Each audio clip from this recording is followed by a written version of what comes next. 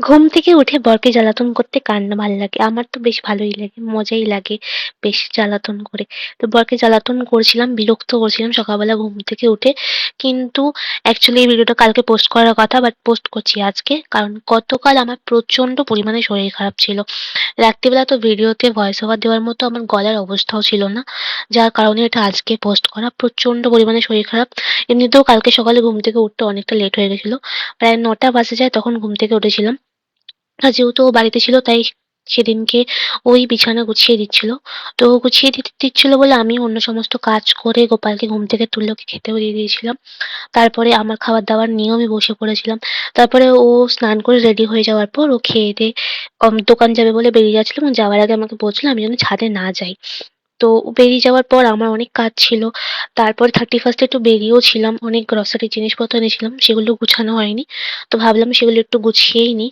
তো ওগুলো গুছিয়ে নেওয়ার পর রান্না কমপ্লিট করছিলাম। শরীর খারাপ তো কি হয়েছে রান্না তো করতেই হবে। তো সবসময় তো আর সেই মানুষটার পক্ষে সম্ভব না রান্না করা। আর ওরও কাজ থাকে সবসময় ওকে বলাও পসিবল না।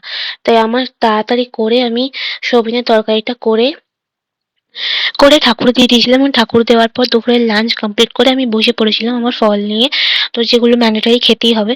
তো ওগুলো খেয়েই নিয়ে আমি ভাবছিলাম একটু রেস্ট করব। তারপরে আমার দেওর এসেছিল। দেওর আসার পরেই দেওর আর আমার বর দুজনে মিলে তো ভগবান জানে ওদের কি গল্প হয় বা কি বেড লাগানো হয় আমি জানি না। তো দুজনে ওইসব বকবক করছিল। ওদের বকবক শুনতে আমি পড়েছিলাম ঘুমিয়ে। কারণ আমার প্রচন্ড পরিমাণে শরীর খারাপ ছিল।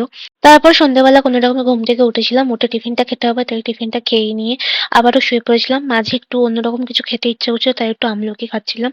আমলকি খেয়ে নিই তারপর তো আমার আরোই ওঠার মতো অবস্থা ছিল না। তাই কোনো রকমে আমি শুয়ে একটু কার্টুন দেখছিলাম কারণ সবসময় ঘুমোতেও ভাল লাগছিল না।